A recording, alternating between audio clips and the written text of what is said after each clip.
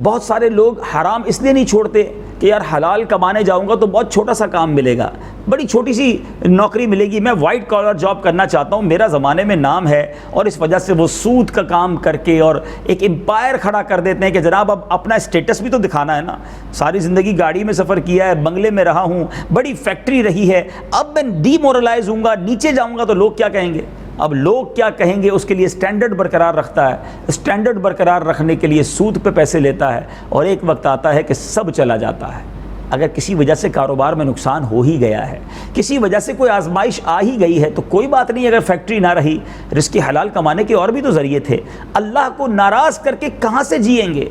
اور پھر بعض اوقات انسان ایسے بہت سارے لوگ ہوتے ہیں جو چوری کرنا تو پسند کر لیتے ہیں مگر ٹھیلا لگانا پسند نہیں کرتے، جو حرام کمانا تو پسند کر لیتے ہیں مگر رکشہ چلانا پسند نہیں کرتے، کہتے ہیں یار یہ میری عزت کا سوال ہے، میں کیسے رکشہ چلا لوں، میں ٹھیلا لگا لوں، میں جناب یہ روڈ پر چل کر سامان بیچوں۔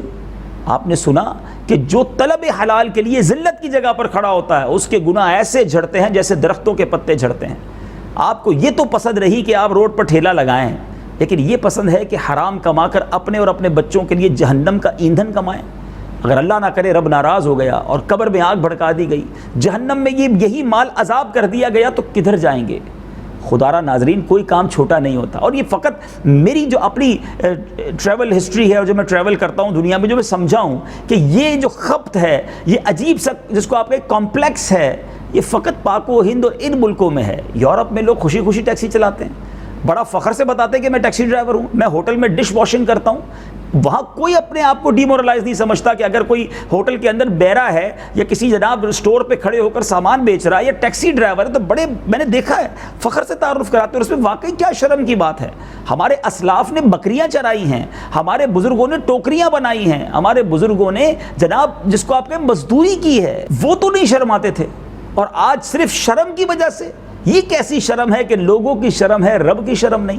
حرام کما لوں گا، سود کما لوں گا، معاذ اللہ رشوت لے لوں گا، جھوٹ بول کر پیسے کما لوں گا، لیکن میں جناب یہ والا کام نہیں کروں گا۔ اپنے آپ سے پوچھیں، یہ اپنے آپ کو آپ دھوکہ نہیں دے رہے؟